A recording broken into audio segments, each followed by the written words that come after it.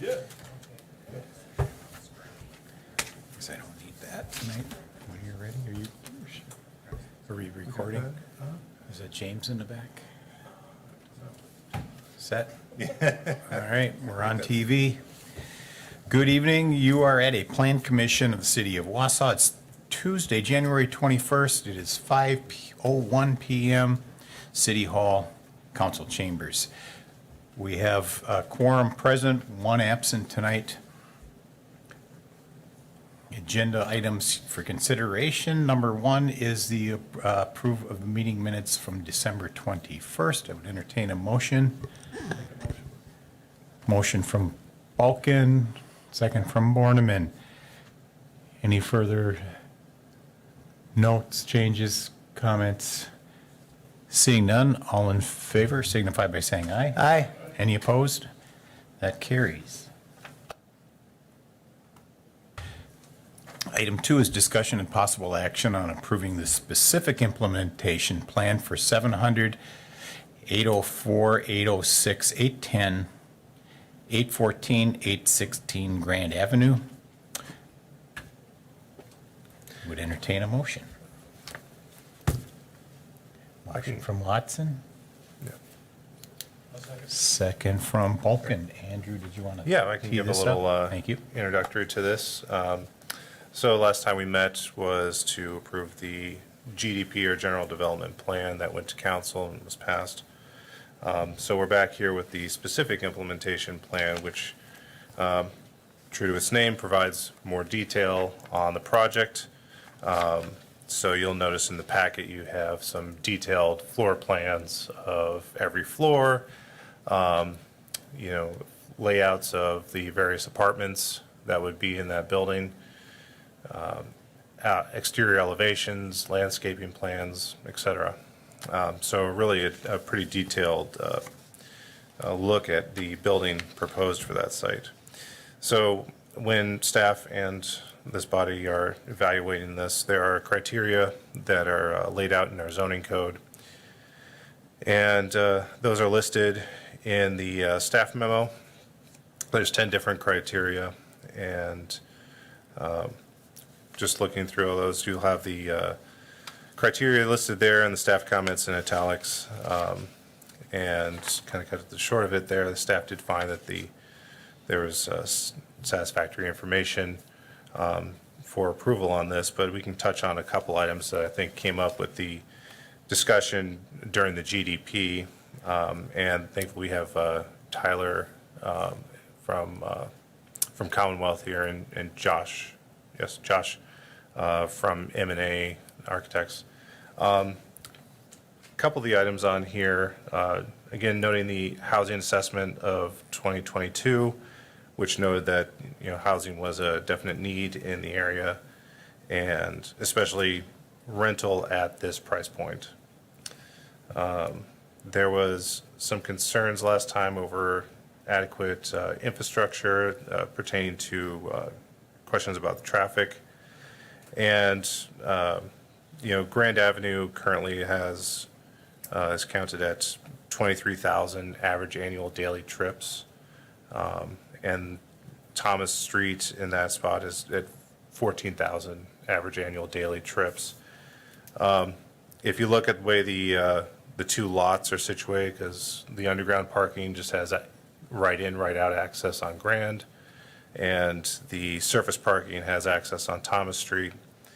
On it, you count it 2 trips, so leaving and returning, you're looking at very small, less than 1% of the daily trips on that road. Both those roads are not yet at their, volume capacity.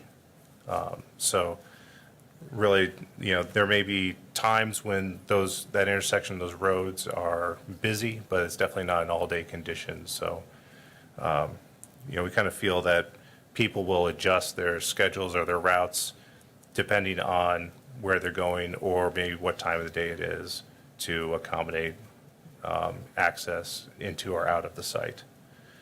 There was some question about parking as well, and they are providing 44 underground lots and 30 on the surface.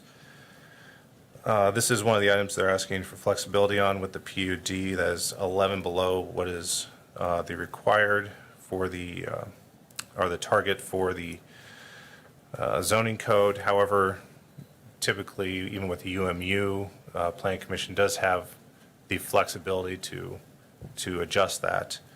Really that is the parking provided, Commonwealth has the experience of managing multiple properties, and they kind of feel that this is still adequate for the, what they're building.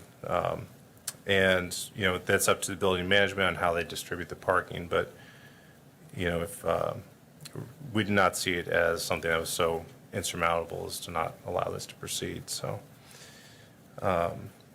And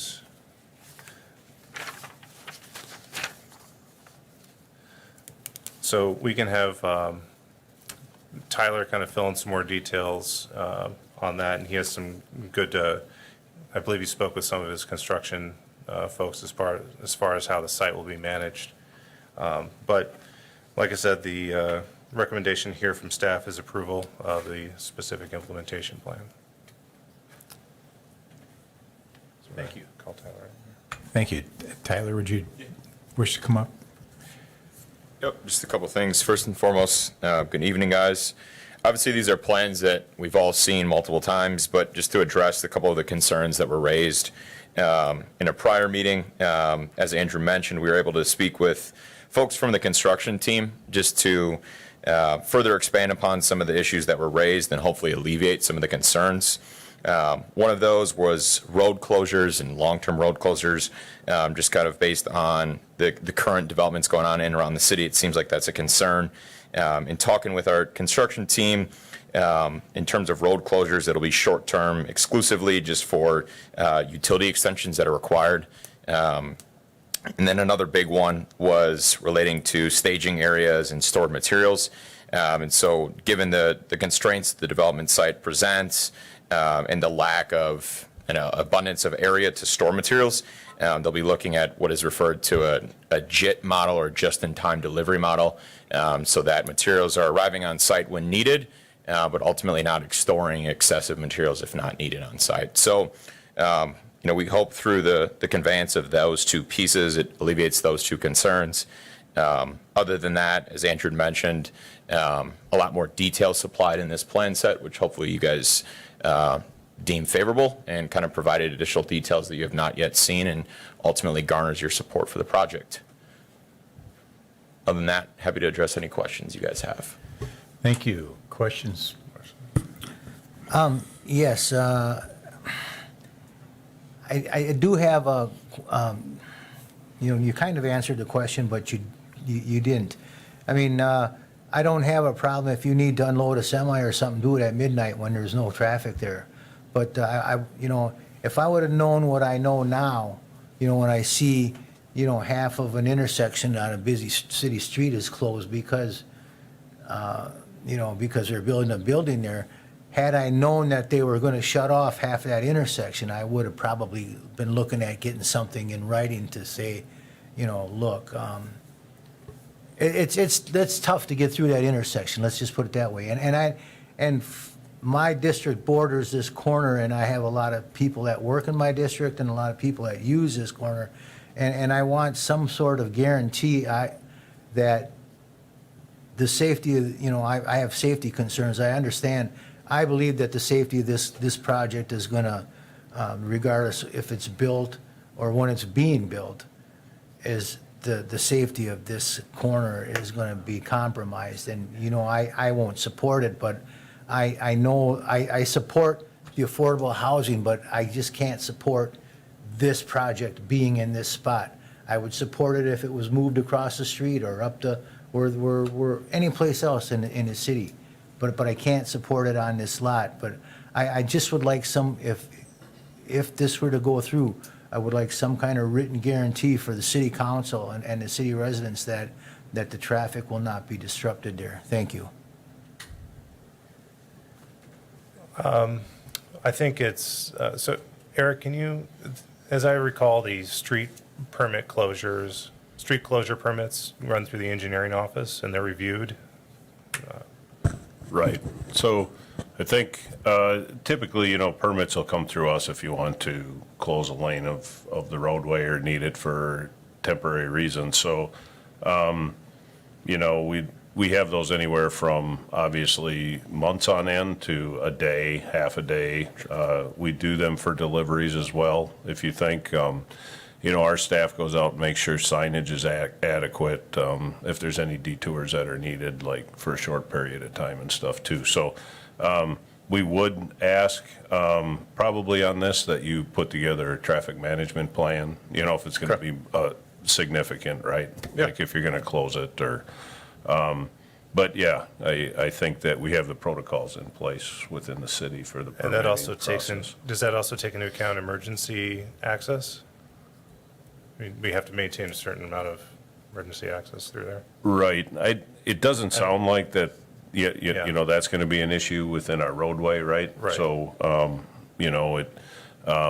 but, it will be disruptive and just due to the connecting highway, there's going to be some other requirements, right? Because this is a connecting highway through the city, both on Grand and on Thomas Street. So, yeah. Yeah. So, there is a process in place with the regular permitting to handle street closures and make sure that it's maintained as little as disruption as possible. I mean, if you need to get into utility work, you might have to close a lane down for a few days, but we're not talking, hopefully not talking very long term, so I imagine. Yeah, I would say some of probably the service line connections and stuff, because they'll be pouring concrete, it'll probably be a week, Okay. Yeah, they gotta cut in, they gotta make the connections, they gotta re-pour the concrete, that has to set, for 3-4 days, and then put the blacktop on top, and then open the road back up, so typically that's about a week. Yep. And Tyler, is it, for a building like this, would you expect maybe an 18-month construction timeline? We're looking at about 15 right now. 15? Yep. Great, okay.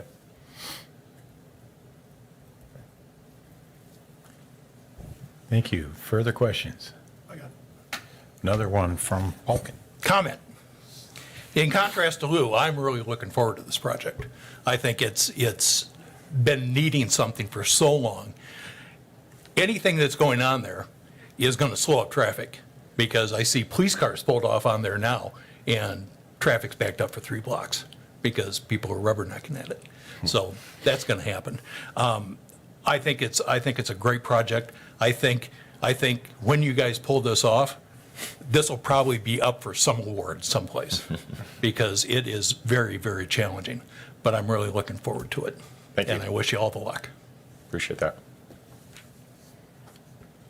Thank you. Anyone else? Eric? Yeah, I can just comment, on the general development plan, I voted against this too, and really it's because of the traffic conflicts going out on Thomas Street, right? It's a challenging site for ingress and egress. I think that those will be there, with anything that goes on this site. From an engineering perspective and from our perspective, I'll still vote no on this, for tonight, but I do think, whatever was to be developed on this site, if anything, was gonna have those conflicts. The main concerns that we have from an engineering standpoint is when traffic, really the only, ingress and egress really primarily, right, is out on Thomas Street. And so it's making that turn, if you wanna go west on Thomas Street, you're gonna be crossing like 3 lanes of traffic, to get to west, to head west, and that's a challenge right there, especially when the stoplight's backed up and we have a lot of traffic coming around that corner. I do hope, and I do believe that when the DOT comes in, there may be some improvements at the light in the intersection. I don't know what those are. I don't think we'll know for a couple years, but we'll have a stake in those, so, yeah. So, but this does get voted on tonight. It does not go on to council, just so you're aware. Okay, yep. Thanks. All right, thank you. Seeing nothing further,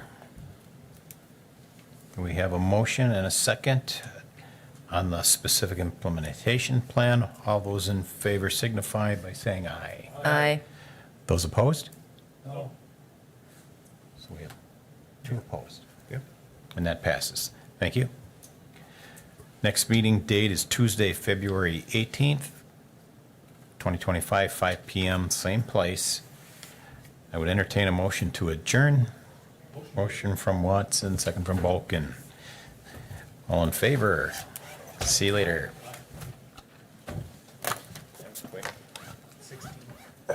16 minutes.